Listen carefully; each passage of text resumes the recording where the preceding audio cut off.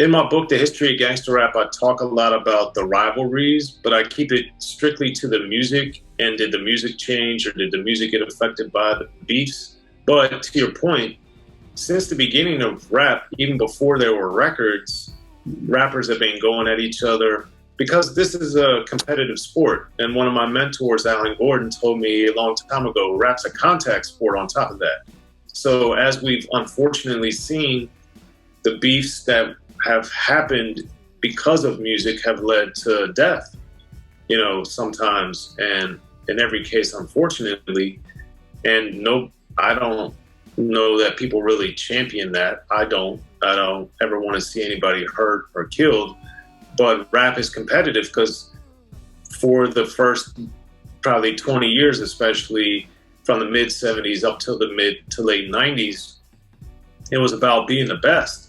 You wanted to be the best dancer, the best graffiti artist, the best DJ, the best rapper. One rap started taking over from the other three elements. But the bottom line is, I would argue that the trolling aspect of it, or all that stuff has always existed, because the way we used to see trolling, we might not have understood it as such, but it was in a magazine with somebody dissing somebody, and then you'd have to wait till next month to read about the next diss. So like, to your point about Kobe and Michael Jordan, even when the rappers have beef, from what I've found, they usually, if not always, well, let's leave it at usually, they usually at the minimum respect who they're going against, because they understand, like using N.W.A. and Ice Cube as an example, which I talk about in detail in my book, The History of Gangster Rap,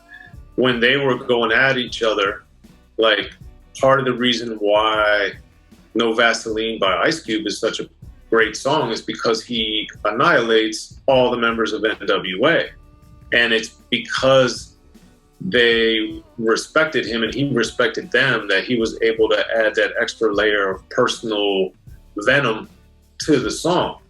And as we saw later, he worked with other than Eazy-E, because Eazy-E had passed, but when they did Chin Check and Hello as N.W.A. and on Ice Cube's album, I mean, he got back with all of them, and he's done multiple songs with MC Ren, multiple songs with Dr. Dre, and, you know, worked with Yella in various capacities over the years, whether it's touring or Straight Outta Compton, the movie, all these different things. And all that's talked about in my book, The History of Gangster Rap, because this is a fabric of the culture of this, I want to be the best, and to be the best, you got to knock off the best. It's kind of like, you know, look at boxing. There can only be one person that's a champion.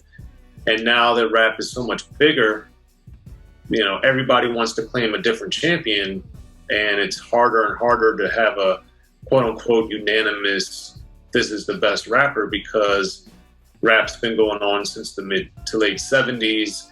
You have different regions, you have different genres. Now there's so many different segments of fans. Some people like gangster rap, some people like trap music, some people like drill music, some people like pop rap, some people like gangster rap. You know, it's just, there's so many different subsegments. I like backpack rap, I like independent rap, I like nerd rap, I like Midwest rap. It's like, you know, how can you say this person is whack or this person is good when it's now you can't evaluate. It's less and less a direct comparison, because when there were fewer artists, they had much more likely to have similar resources, backgrounds, opportunities, whereas now it's just a total free-for-all. And that's why I think the trolling and all that other stuff has evolved the way that it has, because it's so hard to break through and to get attention. And some people with the trolling and stuff, I think they do it to get attention. But again, if we go back to the 70s and early 80s, when the music, before music appeared on record and soon after it did, a lot of people got in the game was dissing another artist. So that's nothing new. And these were the first, second, or third songs some of these artists ever did. Like the real Roxanne Shante responded to UTFO. I mean, that was her first song. So it's not like this is unprecedented. This has been going on, you know, for more than 30 years. So